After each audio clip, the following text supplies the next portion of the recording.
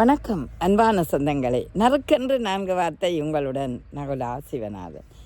இன்று ஒரு புல்வெளி அங்கால பயிர்கள் தூரத்தில் இருக்கிற ஒரு வயல் பிரதேசத்தை நோக்கி நான் எனது நடப்பயணத்தை ஆரம்பித்திருந்தேன்.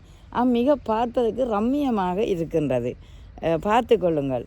இந்த புல்வெளிகளை பார்க்கும்போது இப்பொழுது தான் இவை நாட்டப்பட்டிருக்கின்றன. இந்த புற்கள் உறுதியாக நில மண்ணை பற்றி கொண்டு செழிக்கின்றன.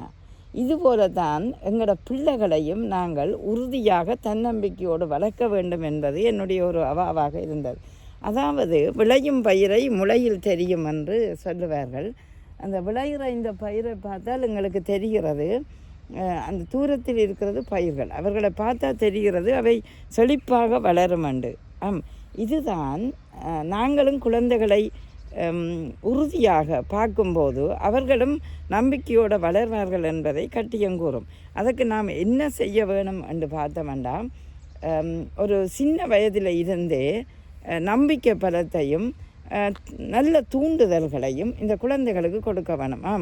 அதாவது இன்றைய இந்த கணனி யுகத்தில் இந்த குழந்தைகள் எல்லாம் கணனிக்கு அடிமைப்பட்டு கைத்தொலைபேசியோடையே போய்விடுவார்கள். அப்படி இல்லாமல் இப்படி வெளியான இடத்தை கொண்டு வந்து அந்த குழந்தைகளிடம் கேளுங்கள். பல வினாக்கள் சொல்லுவார்கள்.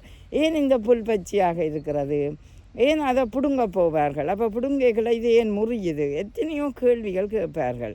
அதிலிருந்து அவர்களுடைய அறிவியல் ஞானம் கூட வளர்கிறது. அப்படித்தான் நீங்களும் அந்த குழந்தைகளை ஒரு தூண்டல், அவர்களுக்கு ஒரு ஆர்வம் ஏற்படுத்தக்கூடிய விதத்தில் எல்லாவற்றையுமே நீங்கள் காட்டுங்கள். அந்த குழந்தைகள் உண்மையிலேயே நிச்சயம் சிறந்தவர்களாக வளர முடியும். விளையும் பயிரை முளையில் தெரியும், விளையும் பிள்ளையை முளையிலேயே எங்களுக்கு தெரியக்கூடிய வாய்ப்பு வரும் அவர்களுடைய திறமையை. அதனால் திறமையான ஒரு மாணவ சமுதாயமோ திறமையான பிள்ளைகளையோ உருவாக்குறதுக்கு இந்த இயற்கையோடு சேர்த்து இணைத்து அவர்களையும் கொண்டு வாருங்கள். நன்றி.